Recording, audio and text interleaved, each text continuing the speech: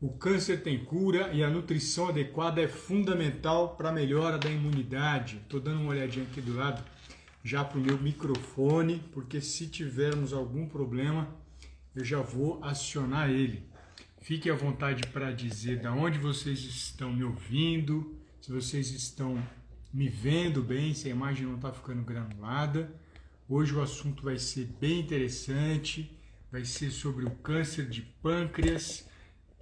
Esse câncer ele é muito delicado, a gente precisa ter um conhecimento bem amplo sobre a atuação dele, exatamente para que você possa prevenir uma situação como essa e também para que você possa se cuidar. Oi, Dora, boa noite, como é que você está?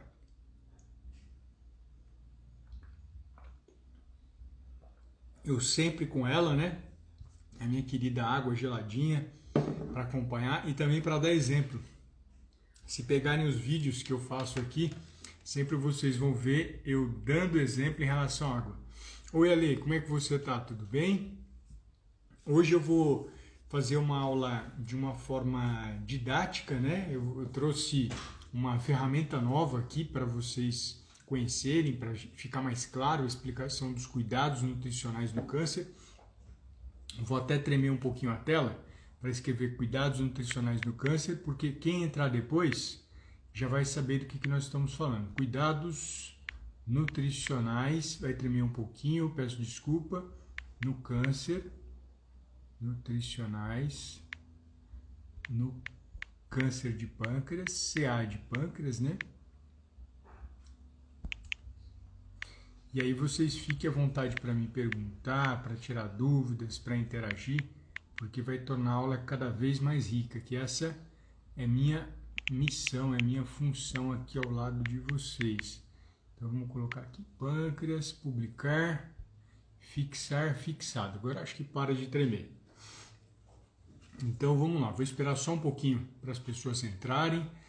Ale, fala para as pessoas de onde você está conversando hoje. A Dora, eu fiquei conhecendo ela ontem, ela é de Brasília, está estudando nutrição.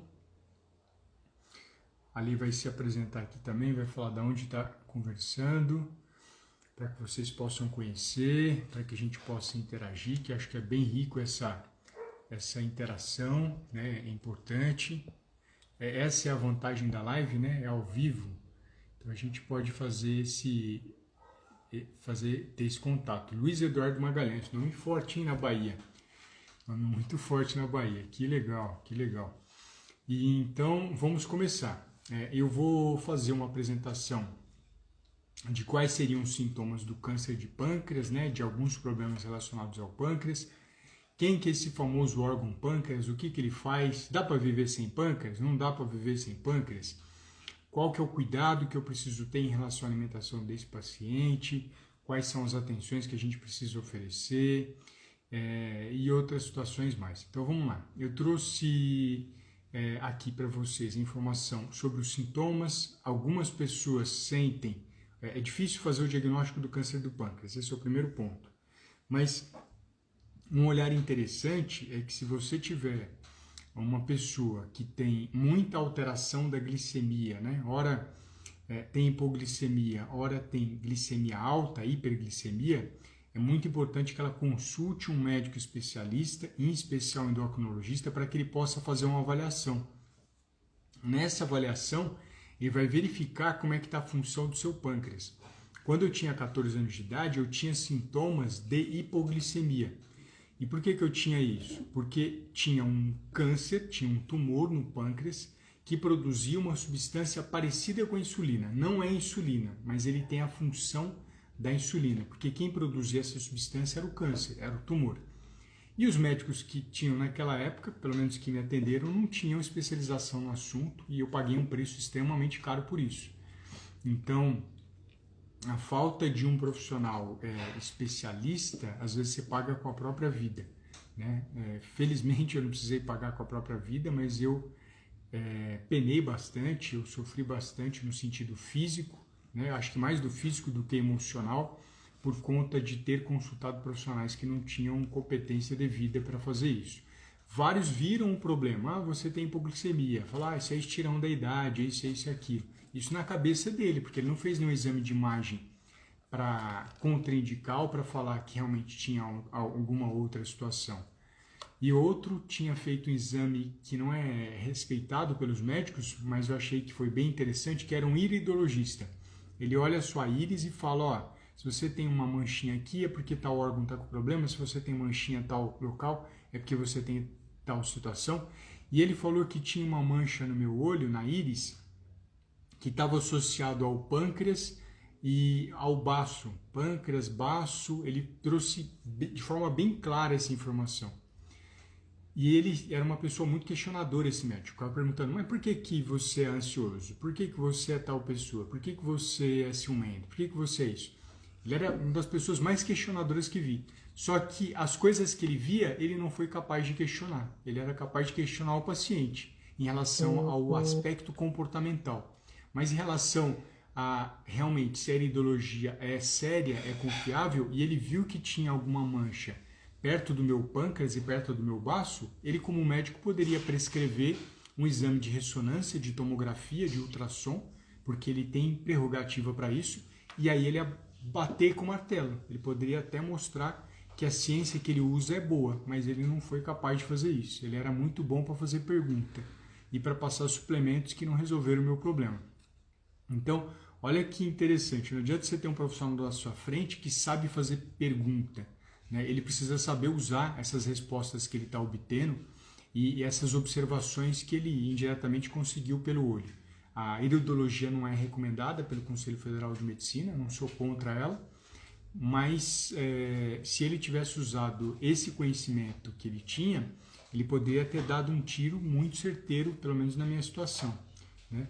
Então, o foco que é importante a gente trazer é o seguinte: se você tem alguém na sua família que altera muito a glicemia, ora está com hipoglicemia, ora está com hiperglicemia, leva para o endocrinologista para avaliar melhor. Não é só falar, está com diabetes, está com hipoglicemia porque é jovem. Não, avalia melhor essa situação, porque o diagnóstico precoce do câncer de pâncreas ele é fundamental para a sobrevida desse paciente, para não termos problemas graves, né, em relação a cirurgias e outras situações como metástase, que foi o que ocorreu comigo no fígado. Em 2001 foi descoberto e em 2006 eu fui operado. Então é fundamental que a gente tenha esse senso crítico mais apurado para que a gente cuide dos nossos familiares e para que a gente cuide das pessoas que estão à nossa volta. O que normalmente pode acontecer? Comigo não apareceu essa situação, mas pode ser que a pessoa fique amarelada, né, por conta da bile. Então, o fígado secreta a bile na vesícula biliar. E a vesícula biliar ela tem um ducto que ele passa por dentro do pâncreas, que é o ducto biliar. Então, se tiver algum entupimento, algum problema, tiver um câncer, pode ser que essa pessoa fique muito amarelada. Ou se ela tiver câncer no fígado, também pode ser que ela tenha essa aparência amarelada. Dessa maneira, a aparência amarela é um sinal de alerta muito grande para procurar um médico e ver, opa, por que ele está ficando amarelo? Será que tem algum problema no fígado? Será que tem algum problema no pâncreas? Espero que não, mas vamos tirar a prova dos 9, vamos avaliar essa pessoa e verificar se realmente ela tem algum problema de saúde sério, algum problema de saúde grave que possa prejudicar a saúde dele, né? Outro ponto interessante é que pacientes com câncer no pâncreas sentem dor nas costas. Outro dia uma paciente foi ao médico e ela já sabia do câncer de pâncreas e depois foi indicado para outro profissional para fazer fisioterapia porque estava com dor nas costas, mas a dor nas costas é reflexo do câncer, não porque ele tem um problema nas costas. Então olha que interessante, dor nas costas pode ser associada ao câncer de pâncreas, a gente precisa ficar bem atento em relação a essa informação, né? Eu acho que esse alerta que vai ficar gravado aqui no vídeo vai ajudar muita gente a ter um novo olhar em relação ao pâncreas, né? Não vai ter aquele olhar mais simplista do que realmente o pâncreas faz, do que pode acontecer. E na dúvida, sempre consulte um especialista, consulte um endocrinologista, consulte um profissional com habilidade para avaliar o que está acontecendo com o seu pâncreas, o que está acontecendo com a sua saúde. Talvez não seja um problema de pâncreas, de fígado, mas seja outro problema de saúde que precisa ser avaliado. Dor não é uma sensação natural. Se uma pessoa sente dor sempre, ela precisa verificar o motivo dessa dor. É muito fácil tomar remédio, né? Ah, tá com dor em tal lugar, toma tal remédio. Tá com dor em tal lugar, passa a pomada tal. É muito simples isso. Mas qual que é o motivo que leva a pessoa a ter isso? Acho que esse ponto que é o mais importante para a gente evitar novos cânceres a partir de amanhã, porque o que está hoje aqui não tem como mudar. A partir de amanhã a gente já começa a mudar a história de pessoas que apresentaram o câncer. E aí quando a gente fala do pâncreas, eu trouxe uma espécie de um cone, né? Aqui, ele tem 1 palmo de altura, é um cone que eu usei aqui, acho que era do papel alumínio, mas só para representar. Esse tamanho aqui que eu estou mostrando para vocês, ele tem 20 centímetros. 1 palmo meu aberto tem 20 centímetros. Isso aqui é mais ou menos o tamanho do pâncreas. Ele varia de 15 a 25 centímetros. Eu quis trazer porque eu acho que vai ser mais fácil vocês entenderem o que o pâncreas faz para entender o que é importante a gente restringir. Eu não quero que as pessoas decorem. Na internet tem um monte de receita, um monte de decoreba do que o paciente com câncer precisa fazer. Eu quero que a pessoa entenda, porque a partir disso ela vai saber, é por isso que o nutricionista falou tal coisa, é por isso que o médico falou tal coisa. Então, esse acho que é o ponto principal. E qual que é a localização do pâncreas? Ele fica atrás do estômago, perto do baço e ligado ao intestino delgado. Então, ele está ali naquela região, ele fica transversal na gente, né? Se eu fosse descer aqui na altura do pâncreas, ele estaria transversal nessa região, né? Ele fica nessa posição, atrás do estômago. E ele tem 2 funções que eu vou destacar de forma especial. Tem várias outras, mas eu vou destacar 2. A primeira já é conhecido por muitos, que o pâncreas ele vai ser responsável por secretar insulina, ou seja, as pessoas que têm diabetes vão ter problemas no pâncreas, né? A gente de forma geral tem um problema na produção dessa insulina, ou a pessoa está tão obesa, tão desregulada com a alimentação, que a quantidade de insulina que é produzida não funciona direito. Para quem não tiver familiarizado com o termo insulina, né, de forma geral as pessoas sabem, tem que tomar insulina, tem que tomar insulina, tem que tomar insulina. Insulina é uma substância produzida pelo pâncreas, não precisa decorar, mas sendo mais específico, ela é um hormônio que vai fazer o papel de uma chave. Como assim, Alexander, chave? No seu sangue tem bastante açúcar, que você se alimentou e indiretamente vai para o sangue depois desse açúcar. Esse açúcar precisa ser enviado para todas as células do seu corpo. Todas, sem exceção, vão receber açúcar. Só que muitas células do seu corpo precisam de uma chave para que você possa abrir a porta dessa célula e indiretamente esse açúcar entrar. O nome dessa chave é nada mais, nada menos que insulina. Se você não tiver a insulina, que é a chave que vai abrir essa porta da célula, você fica com muito açúcar no sangue, que é o que a gente chama de diabetes ou hiperglicemia. Um açúcar aumentado no sangue é o sinal do diabetes. E por que acontece isso? Porque essa chave está com problema ou tem pouca chave para abrir porta. Por exemplo, a pessoa obesa, ela tem mais célula precisando de açúcar do que chave para abrir essa célula. Então, indiretamente, essa pessoa fica com deficiência de insulina e o açúcar fica alto no sangue. Ou outras pessoas já nascem com uma deficiência na produção de insulina, que é o diabetes mellitus tipo 1, e indiretamente ele não vai ter chave para abrir essa porta, ou essa chave já nasceu com defeito, e a porta não abrindo, o açúcar fica onde? No corredor, ele não entra dentro da célula, que é o local onde a gente está especificando. Então a gente falou de uma função extremamente importante do pâncreas, que é a insulina, e existe outra função importante, existem várias, mas vou citar outra, que é a secreção de enzimas digestivas. O que é isso, Alexander? Enzima digestiva. O pâncreas, além de ajudar em relação ao controle do açúcar no sangue, ou seja, produzindo insulina, ele vai ser responsável para ajudar você a digerir carboidrato, proteína e gordura. Os 3 principais macronutrientes, os 3 que nós temos, né?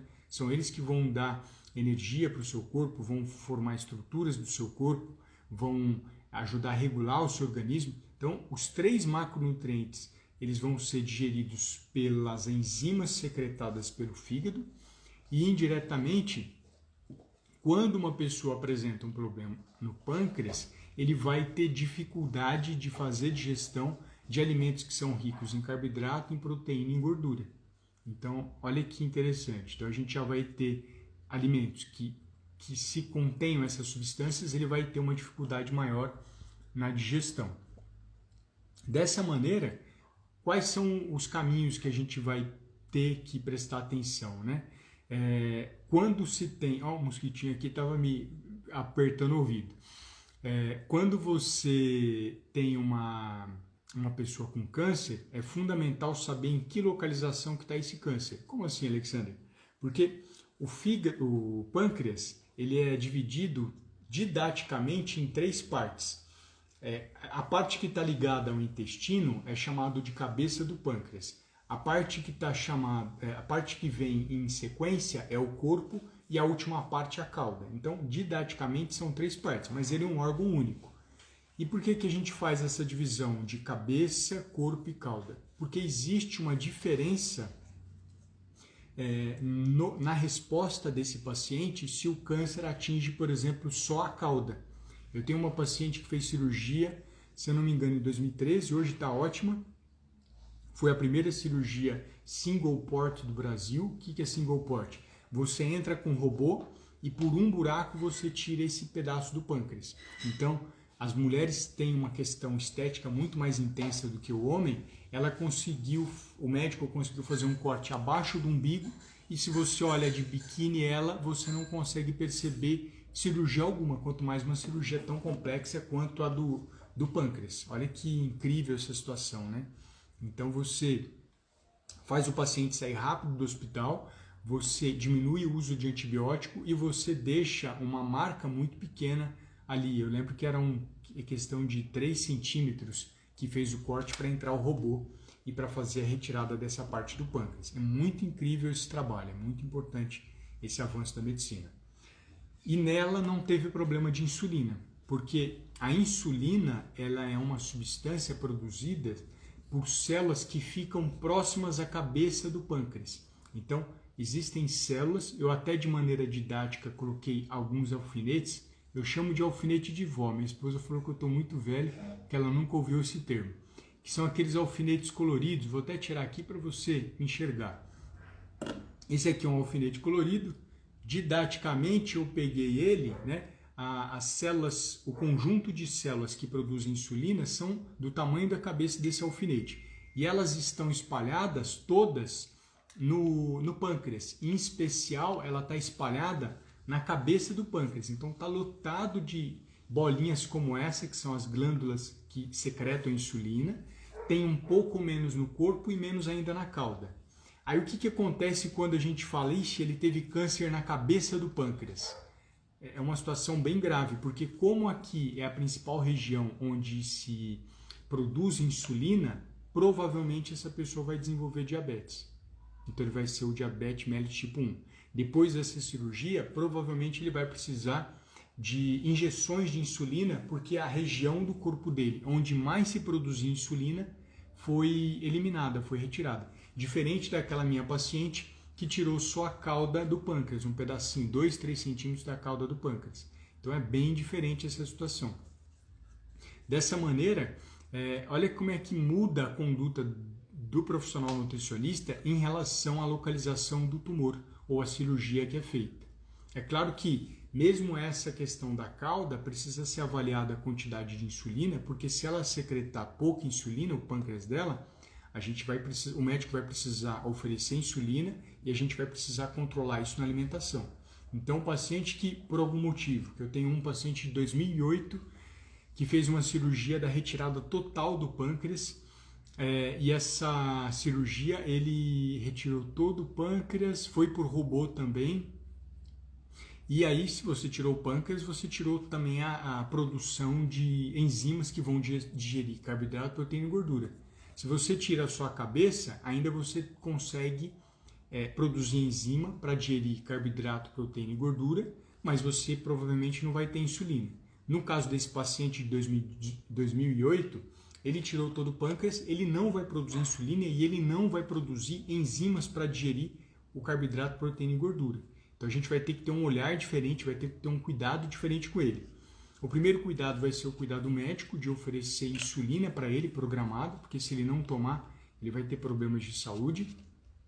E o outro olhar vai ser em relação a enzimas que ele toma por via oral, para suprir um pouco essa deficiência de enzimas que ele iria produzir pelo pâncreas. Então existem diversas marcas, os médicos que são os responsáveis pela indicação. O paciente vai tomar antes das 3 principais refeições, café da manhã, almoço e jantar, e por meio disso ele vai conseguir fazer uma digestão melhor dos alimentos. Qual que é o cuidado inicial do câncer de pâncreas para quem tira todo o pâncreas? O cuidado inicial que a gente vai precisar ter são nos alimentos que têm açúcar oculto. Por exemplo, se você toma um suco, mesmo ele integral, ele tem bastante açúcar. Por exemplo, o suco de uva, ele tem mais de 20 gramas de açúcar. O suco de laranja tem em torno de 10, 15 gramas de açúcar. Se você pega um suco, mesmo sendo natural, ele tem muito açúcar. Então, precisa equilibrar essa quantidade com insulina para que ele não tenha muito açúcar no sangue e outros problemas de saúde associados. Existem alimentos que o açúcar está oculto. Então, por exemplo, se você vai comer um achocolatado, achocolatado é cheio de açúcar. Muitas vezes ele tem um pozinho marrom ali, mas o principal ingrediente é o açúcar. Os bolos prontos têm açúcar, refrigerantes de forma geral têm açúcar, doces têm açúcar, leite condensado, que está bem na moda agora falar em leite condensado, né? Tem bastante açúcar também. Então esses alimentos, bolacha recheada, até bolacha de água e sal, ele tem açúcar também.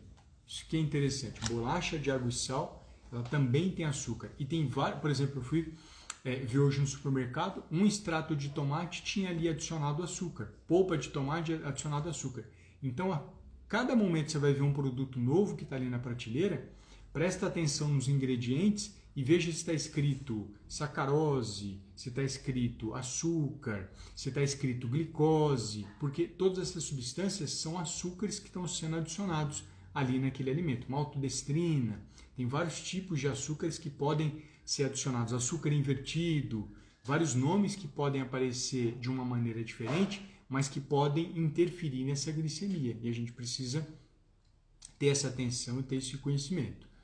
Fruta é proibido para o diabético? Não é proibido. O que a gente precisa fazer é controlar a ingestão da quantidade de açúcar com a quantidade de insulina, se ele assim precisar tomar insulina. Se ele não tiver retirado a cabeça do pâncreas, pode ser que a gente consiga oferecer uma quantidade maior de fruta e equilibrar a glicemia dele. Hoje, para os pacientes que se tornam diabéticos por conta do câncer, existe um aparelho que você coloca no braço. E esse aparelho ele tem a habilidade, né, de detectar a quantidade de açúcar que você tem no sangue. Então você pega uma espécie de um sensor, passa em cima desse botão, né, é uma espécie de um botãozinho, que tem uma agulha de silicone que perfura o músculo, a pessoa praticamente não sente dor ao colocar. E a cada minuto, se ele quiser dosar a glicemia, ele consegue, não tira sangue da pessoa, já fica dosando ali direto no sangue. Então, indiretamente, esse aparelho ele traz conforto e traz praticidade, porque quem dosa a glicemia, ele tem que fazer isso sempre, toda vez antes de comer. Só que se você tem esse aparelhinho, você facilita a sua vida, né? Para quem quiser conhecer, chama Freestyle Libre, foi a primeira empresa no mundo a fazer isso, por isso que eu estou dizendo o nome dela, Freestyle Libre, né? Que é um nome em inglês, é uma empresa da Abbott. Então, se o médico entender que ele é interessante ou se existe outro aparelho melhor que esse para ser utilizado, é uma ferramenta importante para o paciente com diabetes por conta do câncer no pâncreas. É uma sugestão e um caminho para o controle da glicemia. É fundamental controlar o açúcar para o paciente que fez a cirurgia do câncer no pâncreas. Fundamental, mesmo sendo pedaços pequenininhos. Essa paciente minha que tirou a cauda do pâncreas, ela sempre precisa controlar o peso dela, porque se ela engordar, a médica endocrinologista já falou, se você engordar, você vai precisar tomar insulina, porque seu pâncreas não vai dar conta de cuidar dessas células a mais que você está criando. Olha que incrível isso, né? Que interessante. Outro ponto interessante, da digestão dos alimentos, né? Que muitas vezes a pessoa fica em dúvida. Poxa, Alexandre, mas como é que eu vou entender qual alimento eu vou conseguir consumir?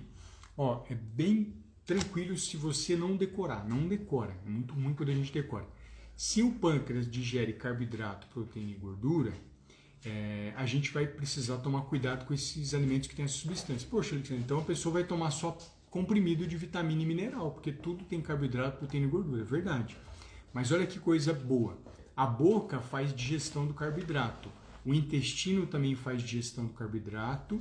Então, se eu tenho um alimento que é uma abóbora, uma sopa de mandioca, uma sopa de abobrinha, uma sopa de cará, de inhame, todos esses alimentos, eu vou ter outros órgãos que vão fazer a digestão que não são o pâncreas. Então, indiretamente, essa sopa que poderia ser oferecida no começo do pós-cirúrgico, né? Se eu estou falando do pós-cirúrgico, eu estou pensando nessa pessoa em casa, porque se ele estiver no hospital, quem vai cuidar disso é um médico, é um nutricionista, essa sopa vai ajudar a não sobrecarregar o pâncreas. Mas dependendo da situação, tem pacientes, por exemplo, que depois de 2, 3 dias, ele já começa a comer carne, e a carne tem proteína, ele toma as enzimas digestivas, o intestino também digere proteína, o intestino também digere gordura, e aí os outros órgãos vão suprindo a falta do pâncreas. Existe uma sintonia desses órgãos do seu corpo para ajudar na digestão desses alimentos. Então é possível plenamente uma pessoa, em poucos dias depois da cirurgia do pâncreas, voltar a comer a proteína e a gordura, que eram nutrientes que lhe faziam um papel bem importante de digestão. O que normalmente a gente sugere no paciente que fez uma cirurgia recente do pâncreas? Evitar gordura, né? Por mais que a gente saiba que gordura tem um papel especial, tem um papel importante, essa pessoa que vai ingerir gordura, ele vai sentir bastante, porque quem fazia muito bem esse papel era o pâncreas. Então, se ele ingere bastante gordura nesse momento, ele pode ter uma diarreia, ele pode passar mal, pode ter enjoo. Então a gente evita bastante no começo alimentos que tenham bastante gordura, porque indiretamente essa gordura vai interferir na digestão e ele vai sentir dores. O que existe de estratégia e de sugestão é que, de forma geral, por exemplo, eu sempre faço a sugestão, você pode cozinhar com banha de porco, você pode cozinhar com manteiga, né? Essas duas gorduras eu sempre falo. Azeite não é legal para cozinhar, é legal para colocar na salada. Mas essas gorduras são gorduras pesadas para quem fez cirurgia no pâncreas, né? De forma geral, a pessoa se adapta, ela consegue fazer a digestão depois dessas gorduras, mas ela é pesada. E quando a gente fala do óleo de coco, da gordura de coco, a gordura de coco não depende tanto das enzimas do pâncreas para fazer digestão. Então, se fosse preparada alguma refeição ou algum alimento com a gordura do coco, a aceitação desse paciente normalmente é melhor. Não estou falando que ele não vai sentir nada. Só estou apenas comentando que a sensação que os pacientes relatam para a gente é de um alívio, de um alimento mais leve. Então, pode ser uma opção a gordura do coco para esse paciente que fez uma cirurgia no pâncreas, que esteja com algum problema, esteja com a bilirrubina aumentada, esteja amarelo, esteja sentindo essa dor nas costas por conta desse pâncreas, pode ser uma alternativa interessante, porque no dia a dia a gente vai equilibrar essas situações. Falando de equilibrar, é muito comum no câncer falar o seguinte, você está com câncer do pâncreas porque você comeu muito açúcar. Não existe evidência científica disso, de que se comeu muito açúcar vai ter câncer no pâncreas.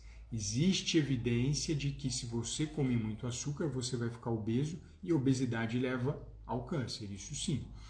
Existe evidência de que comer muito açúcar eleva o excesso de peso e excesso de peso está associado ao diabetes e está associado ao câncer. Mas o diabetes por conta do excesso de gordura que ele tem e não porque houve uma interrupção da produção de insulina pelo pâncreas. Isso não é verdadeiro, isso não tem comprovação científica. De forma alguma eu estou falando que a pessoa tem que se esbaldar em açúcar, né?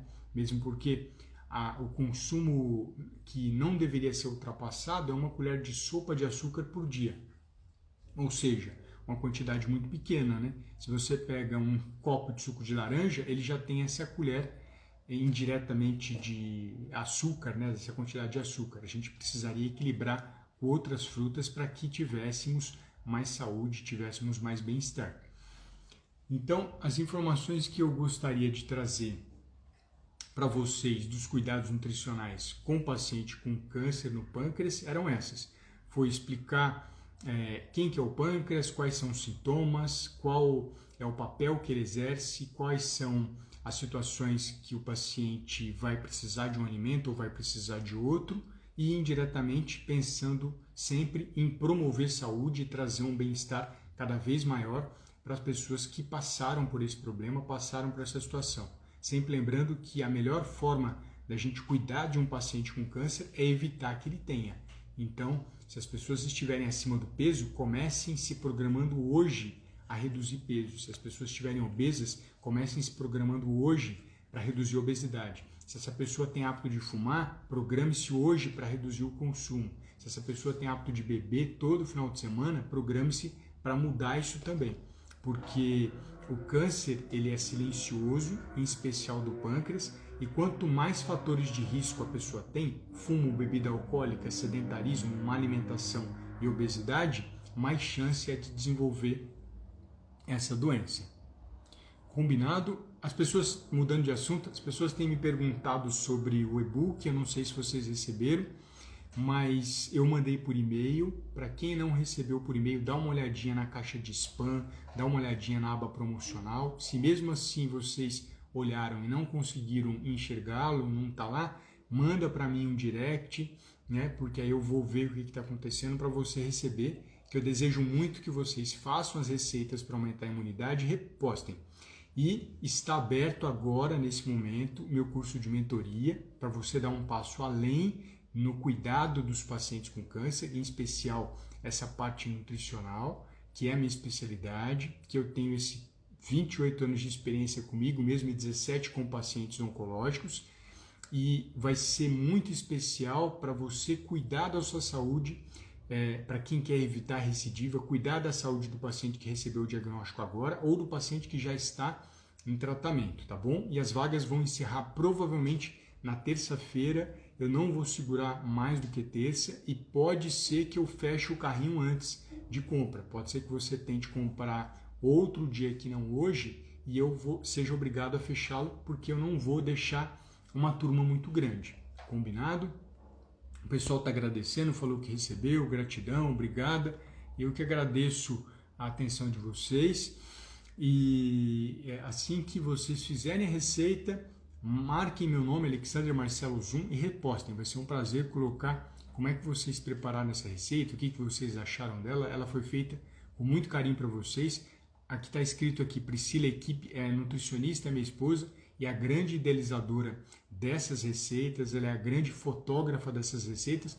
O meu papel é apenas o de conduzir o tratamento desses pacientes com câncer e de cuidar para que eles melhorem a imunidade. A criatividade, a criação do e-book e toda a beleza que ele tem é mérito total da minha esposa Priscila, tá bom? Então, fiquem com Deus, tenham uma excelente sexta-feira.